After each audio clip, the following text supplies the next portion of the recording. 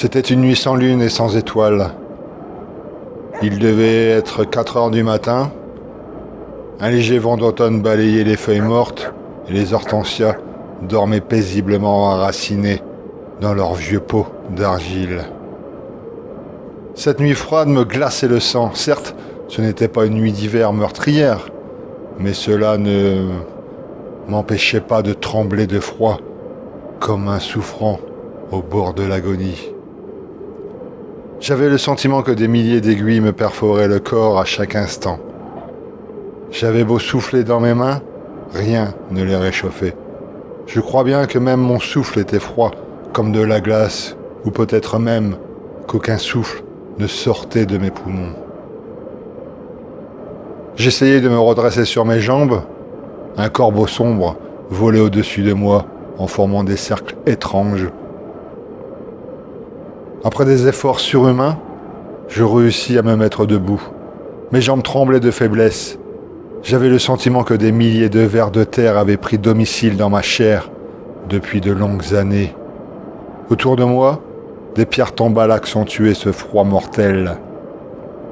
Le corbeau se posa sur une tombe, tout près de moi, et chanta un air morbide. Les yeux de l'oiseau brillaient de frayeur dans cette nuit sombre. Je n'avais aucune idée de l'endroit où je me trouvais et je ne savais pas comment j'étais arrivé là. Mes jambes avançaient comme celles d'un vieillard en fin de vie. Leur lourdeur s'amplifiait à chaque pas.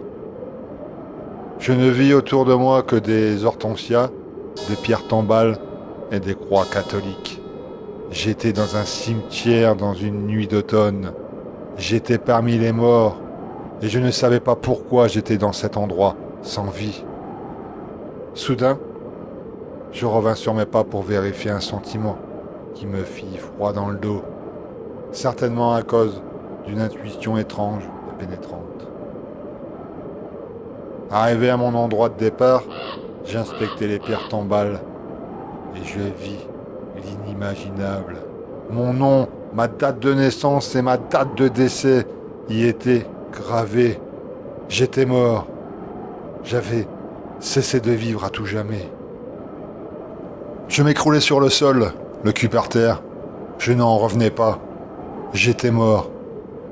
Mais comment se faisait-il que j'avais autant peur ? Normalement, tous ces sentiments s'arrêtent quand on meurt. Si on est athée, on ne souffre plus, car tout s'arrête. Si on est croyant, on ne ressent que l'amour de Dieu. Le problème me déchira l'esprit, mais au bout de quelques minutes, tout était clair. C'était un coup de mes amis de la fac. Ils avaient dû me faire une mauvaise blague, une blague stupide. Ils avaient dû me droguer. Bill avait dû me mettre dans mon verre 2 ou 3 pilules de sa spécialité. Puis, ils avaient dû transporter mon corps dans ce cimetière, sûrement avec la voiture de Didier. Ces crétins avaient dû planter une pierre tombale à mon nom et m'ont laissé ici, sur ce sol gelé. J'étais certain qu'ils étaient cachés quelque part pour me surveiller et qu'ils allaient pas tarder à venir se moquer de moi. Mais personne n'est venu.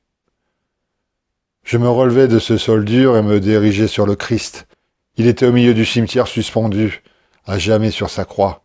« Peux-tu m'expliquer ce qui m'arrive » criai-je d'un ton de colère. « Oui, dis-moi, toi qui sais tout !»« Je viens te sauver de la vallée des larmes. » Une sueur froide s'empara de mon cerveau, embrouillé. Je ne pouvais y croire. Le Christ avait répondu. « Dieu ne te viendra pas en aide. Retourne-toi. » La voix venait bien de derrière moi. Je me retournai et aperçus 3 hommes en uniforme militaire. Uniforme que je ne connaissais pas. « Qui êtes-vous ? Et pouvez-vous me dire ce qui m'arrive ?» L'homme qui parlait était sûrement le chef. Il s'approcha de moi accompagné de ses 2 lieutenants sur un pas rapide et sportif. « Ne t'inquiète pas, nous sommes ici pour t'aider. Tu peux avoir confiance en nous. » Les 3 hommes étaient maintenant à ma hauteur. Je distinguais des écussons militaires sur leurs épaules droites. Je voyais une grande terre dessinée et autour étaient notés les pays unifiés. Cela m'intriguait. Je ne savais pas que tous les pays du monde s'étaient ralliés pour en former qu'un. Cela me semblait impossible. Déjà, on ne pouvait pas s'entendre entre nous, alors avec les autres. En tout cas, pas dans mon époque. Quelle année sommes-nous? Lançai-je d'une voix inquiète. Le commandant me sourit. Il n'était pas surpris par cette drôle de question. Nous sommes en 2049 et tu es au plein milieu du vieux cimetière de la vieille ville. Celui-ci sera détruit dans quelques jours, malheureusement pour nous. Cet homme au visage carré, aux épaules larges, semblait honnête et franc. Cela se voyait que c'était un militaire. Il ne perdait pas de temps à faire des rondes jambes. Derrière lui, des phares de voiture firent leur apparition. Un véhicule s'arrêta au bord de la route, contigu au cimetière. Des hommes armés de drôles de fusils y descendirent. « Tout va bien, me sourit le commandant. Mes hommes vont prendre soin de toi.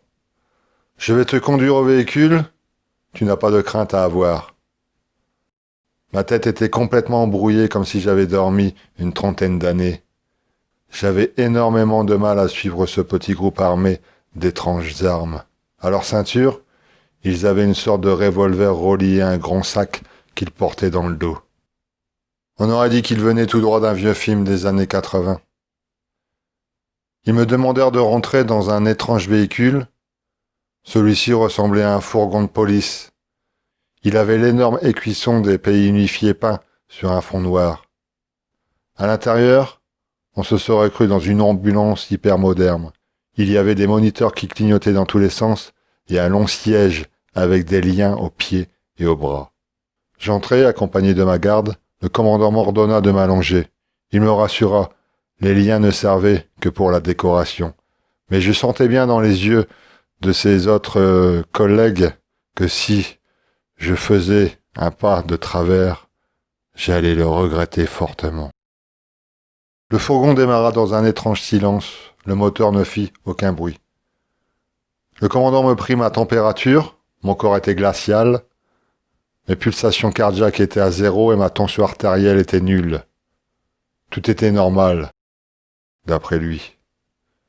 Ce diagnostic confirma mes craintes. J'étais réellement mort. J'étais un cadavre ressuscité parmi les vivants. Le commandant me fit une piqûre et me lança son plus beau sourire. Ce sourire me glaça le sang, déjà froid. « On vous a choisi car vous étiez... » Il s'éclaircit, la voix et reprit. « On vous a choisi car vous êtes une personne intelligente et courageuse. » Il laissa passer un petit silence, puis reprit. « Aujourd'hui, nous avons la technologie pour ressusciter les personnes dans votre cas. Vous êtes mort depuis une trentaine d'années.